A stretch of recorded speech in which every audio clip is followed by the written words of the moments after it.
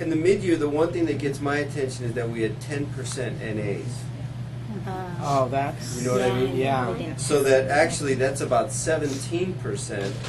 And the same kind of thing happens when you look at conventions. If everybody would just turn the page. Yeah. You see how it goes from 35 to 16 to 19, but you see the 10% NA? Yeah. Which maybe teachers recorded an NA for a kid who didn't make an attempt. Yeah. You know what I mean? Which would mean that those NAs are probably ones. So that may be what's going on there, as well as you're thinking that, well, maybe we've got some variation from this one time to the next in terms of the story we're asking them to write. Yeah. Spelling, there was an increase on, there was a definite increase, a great increase on conventional. So the spelling is improving. Although the Stafford, can you pause just 1 minute? Can you give me two numbers to ice that point for me? Okay, 29% going from the mid-year to 44%. And start with the beginning. 18. Yeah. So when you can say that, then you can also ice it with, we went from 18 to 44% of our kids who were evaluated as spelling conventionally. That just brings home the point. That's what the numbers help you do. And then that might have to do with why the transitional is less, because maybe some of those transitional went up to conventional. Absolutely. So absolutely. That's why you would see the number of threes or the number of transitional or fours going down, because they're moving into the higher level.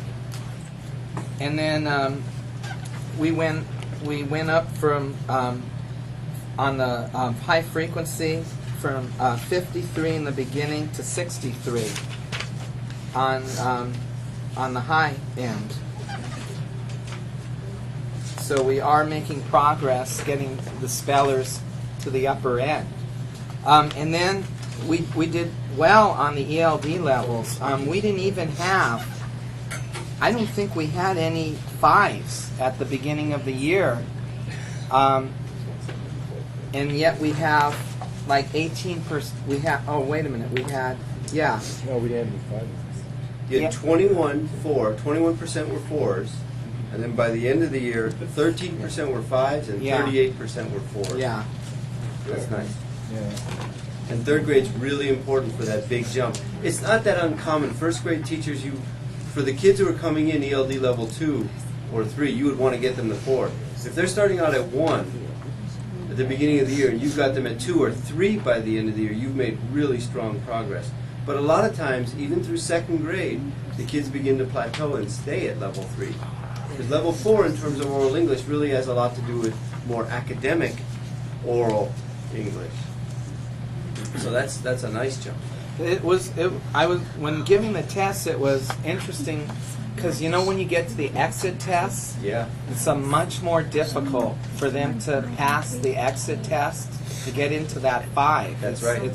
That jump from 4 to 5 is a big jump. That's right.